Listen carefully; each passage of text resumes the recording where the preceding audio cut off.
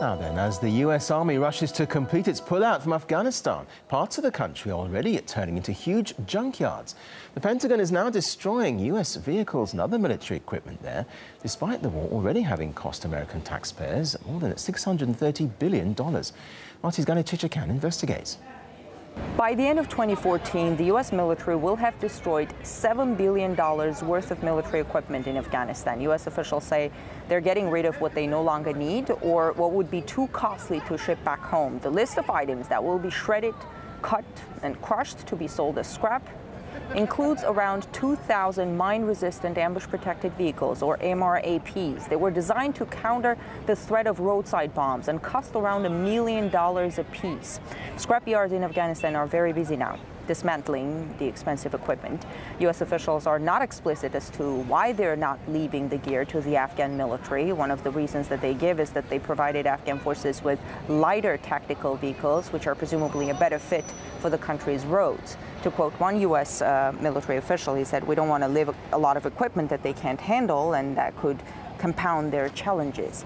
As the U.S. is packing to leave Afghanistan, well, at least the bulk of the forces, the Obama administration is trying to, quote, find a political solution with the Taliban. There are quite a few roadblocks on the way to that, as you can imagine. But after years of fierce fighting, U.S. policymakers have arrived at the idea that only a political solution can lead to a sustainable peace in Afghanistan. And in some way, the scrapping of military gear is symbolic to how little all that war machinery has achieved there.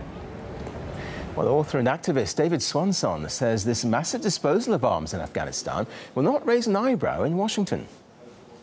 That's the, small coin in terms of the corruption of the U.S. military, which is just beyond measure. Remember, while they're destroying $7 billion worth of vehicles and so forth, the United States Congress has just dumped another over $80 billion into the ongoing occupation of Afghanistan for the next year, virtually the same amount as last year. And as we talk about it winding down and ending and rushing to a close, we're talking about at least another year and a half, which is longer than most wars in world history have taken from beginning to end. And this one's been going for over 12 years. Military budget in the bill just passed by Congress is increasing from last year and increasing in violation of the famous sequester limitation that is being used to eliminate money for food and health and housing and all things good and decent in the United States. The military budget seems immune. It just continues to climb. And of course, it is easier to buy more equipment when you destroy the old equipment. The private car dealers would just love it if we all destroyed our cars and